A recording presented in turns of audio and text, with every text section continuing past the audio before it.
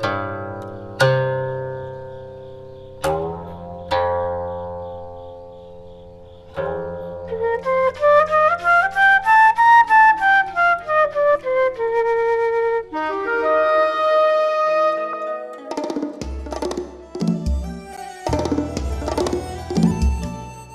Mélomane, les instruments chinois. Bamboo Mélomane vous raconte les instruments chinois.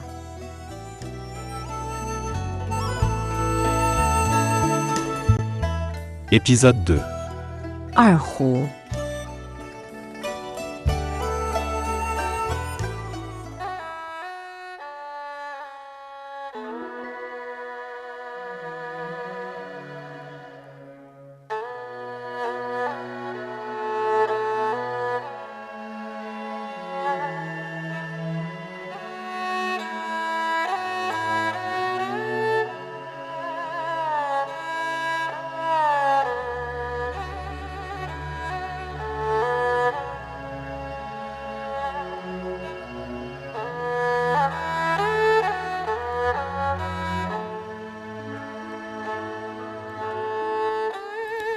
Vous aurez probablement déjà entendu cette mélodie mélancolique jouée avec le erhu, un instrument chinois à cordes frottées de type vielle. Erquan, yin yue, littéralement la lune se reflétant dans le bassin, est parmi les titres de musique chinoise les plus populaires dans le monde.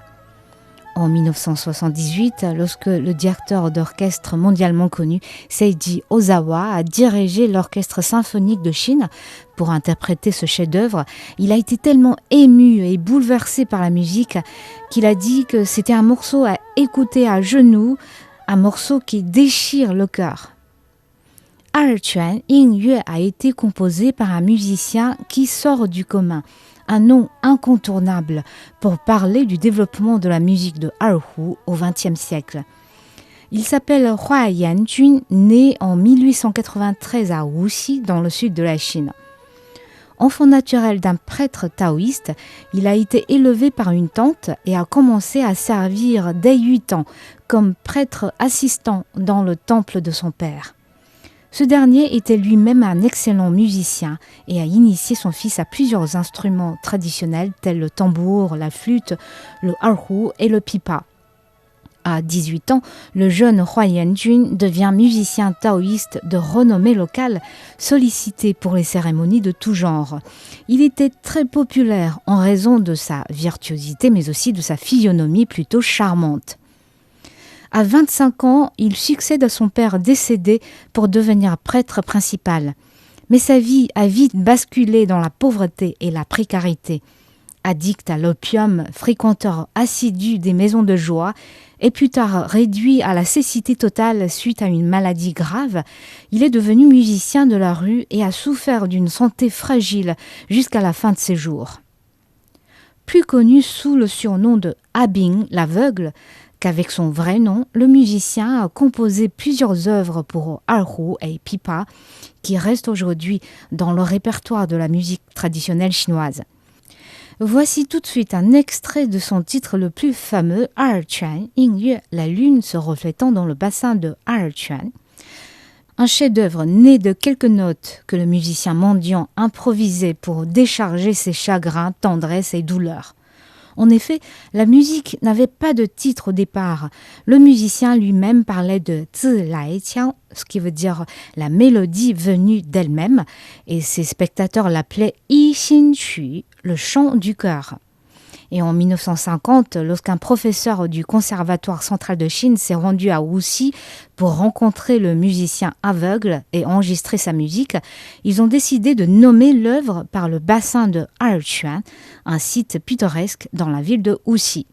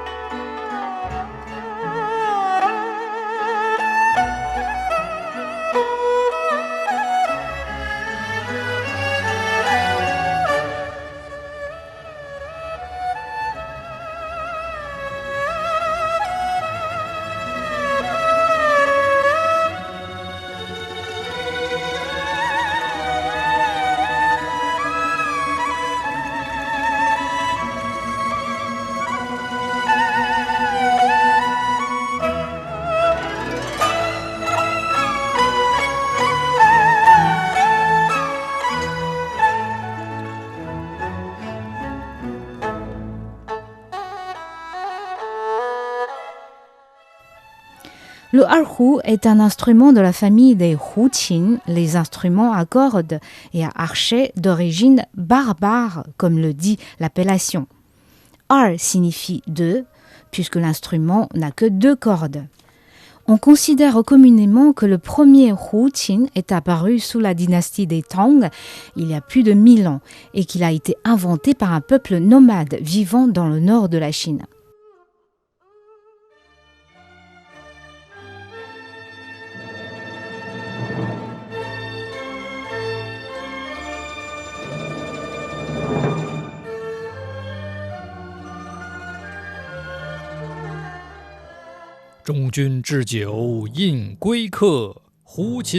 Dans l'attente du général, nous buvons le vin de votre départ, au son des huqin, pipas et des flûtes barbares.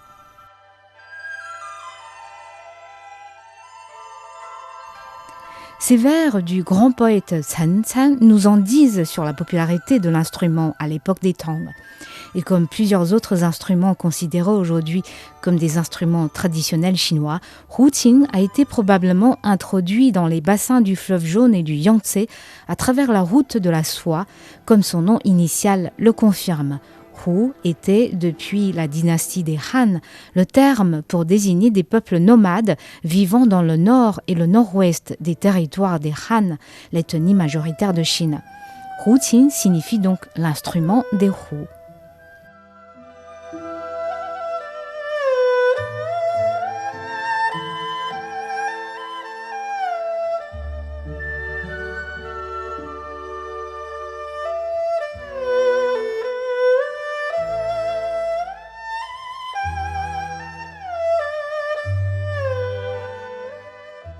Sous les dynasties des Song, du Xe au XIIIe siècle, on parlait aussi de Jiqin, car beaucoup croyaient que le huqin tel qu'il était avait été mis au point par Ji Kang, écrivain et musicien ayant vécu au IIIe siècle. Selon des écrits de l'époque, les joueurs avaient déjà beaucoup de techniques sophistiquées. Shen Kuo, le grand savant des Song, raconte dans un de ses ouvrages que lors d'un banquet à la cour, un musicien jouait du jiqin et a cassé une corde de son instrument. Sans s'interrompre pour changer d'instrument, le musicien a poursuivi sa performance avec la seule corde restante. L'appellation de huqin est gardée jusqu'à aujourd'hui. Mais huqin est désormais le nom commun d'une cinquantaine d'instruments à cordes et à archet, populaires dans de différentes régions, fabriqués avec de diverses matières, ayant de styles et de timbres différents et utilisés pour de diverses circonstances. Exemple avec les huqin d'opéra. Dans l'opéra de Pékin, on utilise Jinghu. Pour l'opéra du Shanxi et celui du Henan, on joue du Banhu. Et pour l'opéra du Guangdong, il faut sortir le Gaohu, etc. Je vous laisse savourer tout de suite un morceau de Jinghu, style l'opéra de Pékin. La nuit profonde, Ye Shen Chen.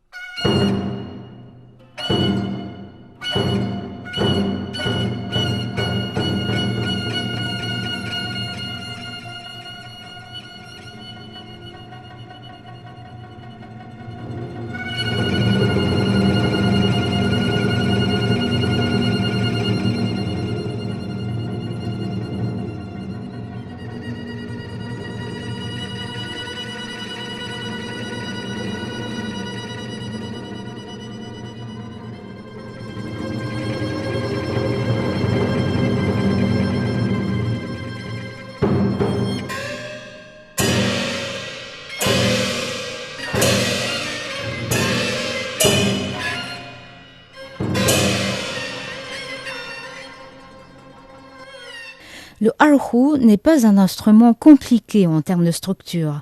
Une caisse de résonance faite en bois, ouverte au dos et recouverte d'une peau de serpent sur sa face, une manche en bois ornée de 2 grosses chevilles à l'arrière, 2 cordes, ré et la, qui relient les chevilles au bas de la caisse. La table de résonance qui peut aussi être faite d'une fine planche de bois. Les modèles les plus courants ont la plupart du temps la table d'harmonie faite en peau animale qui transmet le son de façon plus puissante. Ensuite, nous avons un archet dont le crin est coincé entre les cordes et utilisé pour faire vibrer celle-ci. Si le erhu a été essentiellement utilisé lors des époques des Ming et des Qing, c'est-à-dire jusqu'au XIXe siècle, pour accompagner les chants et les opéras, l'instrument a connu d'importantes mutations depuis le XXe siècle. De nouvelles matières sont utilisées dans la fabrication de manière à rendre le son plus puissant. De nouveaux jeux et techniques sont développés pour améliorer l'expression de l'instrument. Le erhu embrase le temps moderne, son répertoire s'est vu enrichi des morceaux solos, des concertos ou des pièces de musique de chambre. Voici tout de suite la Rhapsodie pour erhu numéro 3, une œuvre que Wang Jianming a composée en 2003 en s'inspirant de la musique du Xinjiang et en empruntant de l'écriture de la musique occidentale.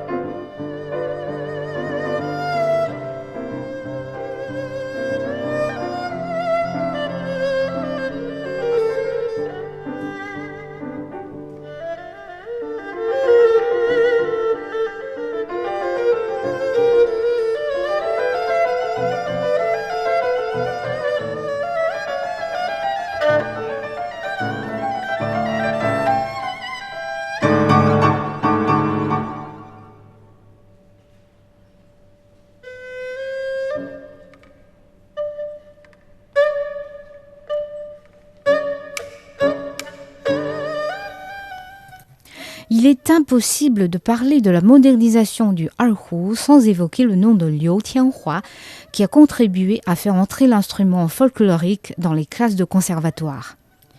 Ce célèbre musicien et compositeur, frère du linguiste et poète Liu Panong, est né en 1895 à Jiangyin, pas loin de Shanghai, et mort en 1932 à Beijing. Fort de sa maîtrise de la musique classique occidentale, Liu Tianhua a réformé la fabrication du erhu et a élargi sa tessiture. Et c'est aussi lui qui a introduit en Chine la portée à 5 lignes.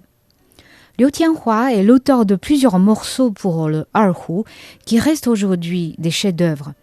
Je vous propose Dans les ombres des chandelles, Zhu Ying Yao Hong, une variation au rythme de valse.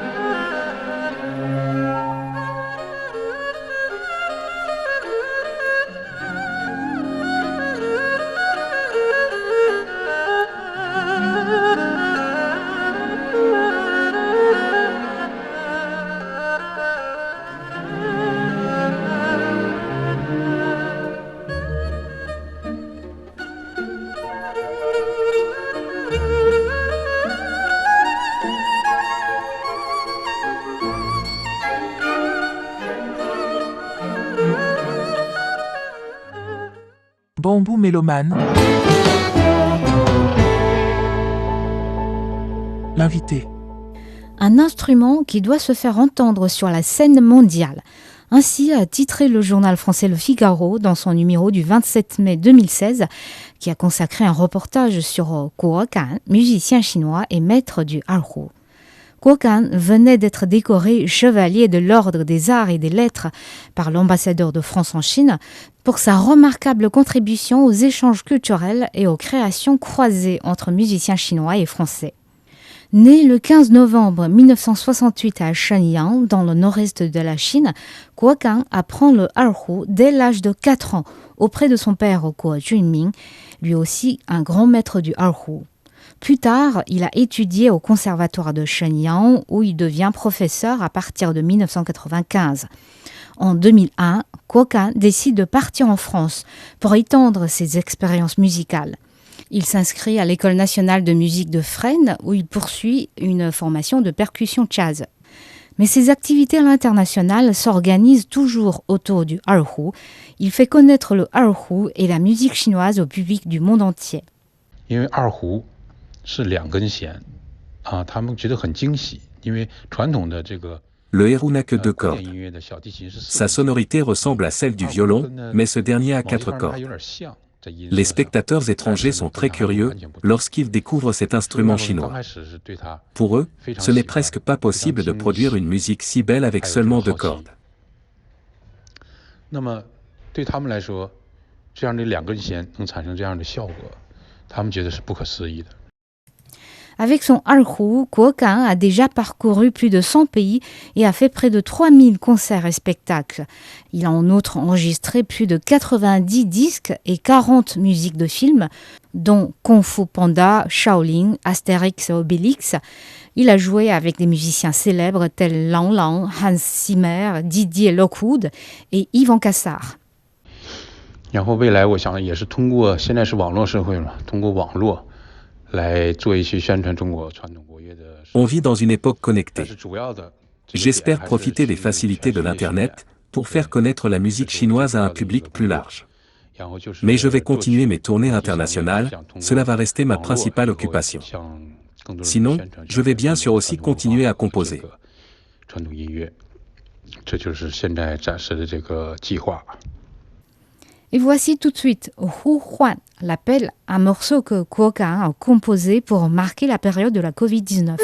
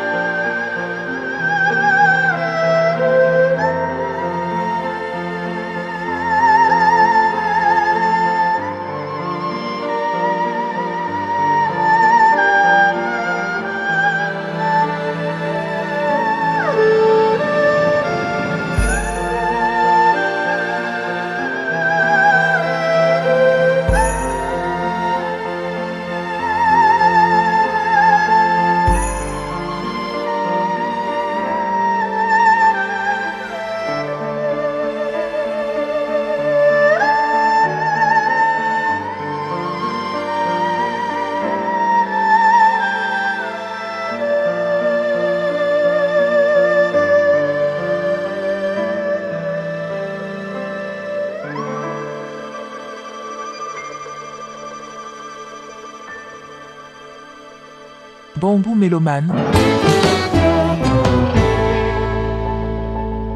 L'invité. Premier musicien de l'orchestre traditionnel national de Chine, Tang Feng est parmi les meilleurs joueurs du erhu en Chine. Il a grandi à Changzhou, dans la province du Jiangsu, dans le sud de la Chine. Dans les années 1970, les mini-concerts de la rue improvisés entre amis au soir après le travail étaient encore un divertissement populaire.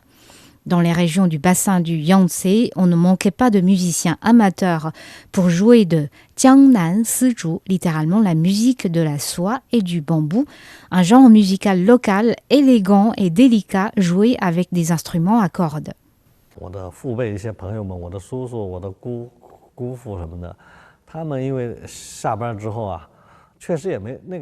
Mes parents, mes oncles et tantes, après le travail, comme ils n'avaient pas beaucoup de divertissement à l'époque, avaient l'habitude de se retrouver entre musiciens amateurs. Certains jouaient du erhu, des autres du pipa, etc. Ils aimaient jouer des morceaux de Siju, un opéra local très populaire dans la région. Moi, petit garçon, à force d'accompagner mes parents dans ces soirées, que j'ai trouvées très amusantes, j'ai eu envie d'apprendre leur musique. C'est comme ça que j'ai été initié à erhu. 跟在我爸妈的旁边，经常围着他们，小孩也没事干嘛，围着他们，跟着他们一块儿去听他们玩，就从而产生了一种兴趣，觉得这个东西挺好玩的。En 1978, Tang Feng avait 10 ans et était déjà le meilleur joueur du erhu aux environs. C'était par hasard que le jeune talent a été admis au cours primaire du Conservatoire central de Chine.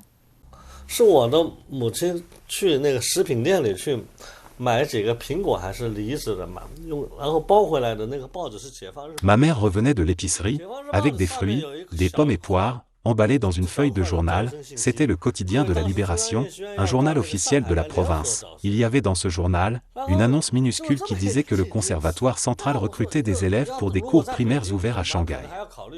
Comme Shanghai n'était pas loin de chez nous, on a décidé que je devais m'inscrire au concours et tenter ma chance. Diplômé du Conservatoire central de Chine en 1990, Tang Feng a été admis la même année dans l'Orchestre traditionnel national de Chine, dont il deviendrait le premier musicien en 1996. L'année suivante, à Samarkand, en Ouzbékistan, sur les planches de la première édition du festival Shark Taronalari, festival Mélodie d'Orient, Tang Feng a fasciné le public et le jury avec un solo Zhan Ma Ben Teng, littéralement les chevaux de combat. Le jury a décidé de créer sur place un prix instrumentiste pour le récompenser, alors que initialement le festival ne décernait que des prix pour les chants.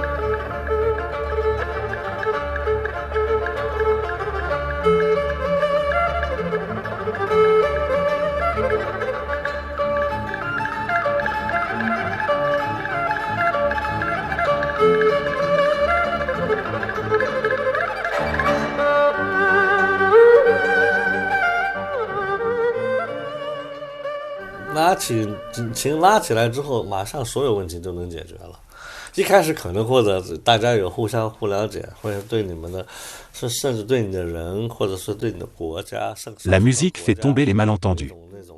Au départ, on pouvait mal se connaître, avoir des malentendus et préjugés sur les personnes, les peuples voire les pays, à cause des informations biaisées. Mais dès qu'on se met à jouer de son instrument, tout va bien, on commence à se sympathiser. Parce qu'avec la musique, on ne peut pas tricher. Lorsque nous sommes en tournée à l'étranger, la langue n'est jamais une barrière. Nous avons la musique pour nous communiquer et nous sommes liés par la recherche de la beauté.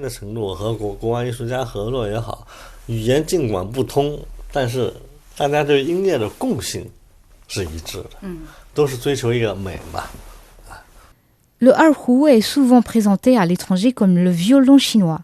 Pour Tang Feng, le erhu a une sonorité certainement moins puissante, moins splendide que le violon, mais c'est un instrument propre à la culture chinoise.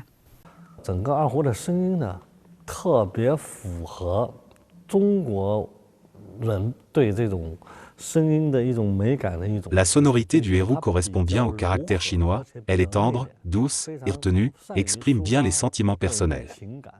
C'est une musique très sentimentale. La tessiture de l'instrument est très proche de celle de la voix humaine. Avec un son linéaire, expressif et sentimental, erhu produit une musique extrêmement chantante. 经常说有的乐器演奏的好，像歌唱一样的美，那么二胡可能说更接近于像歌唱一样。Je vous invite à écouter tout de suite Yun Qing Feng Mu. Le vent danse sous les nuages clairs, une œuvre composée par Tang Feng qu'il a interprétée avec l'orchestre traditionnel national de Chine.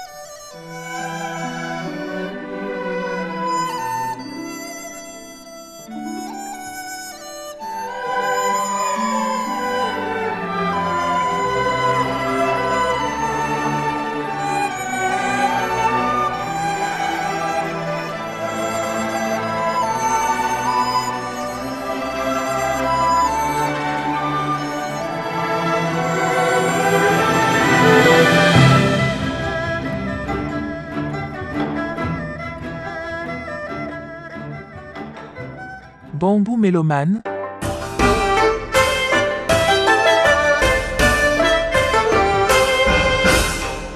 L'Est rencontre l'Ouest. Et je vous propose aujourd'hui Ziegenerweisen, les airs bohémiens, interprétés par Tang Feng en 1999 lors d'un concert célébrant les 16 ans de l'association chinoise pour le erhu. Tang Feng a rejoué cette œuvre en avril 2023 à Madrid, en coopération avec des musiciens espagnols. Rubén Jimeno, directeur à l'Orchestre symphonique de Madrid, a qualifié sa performance de incroyable.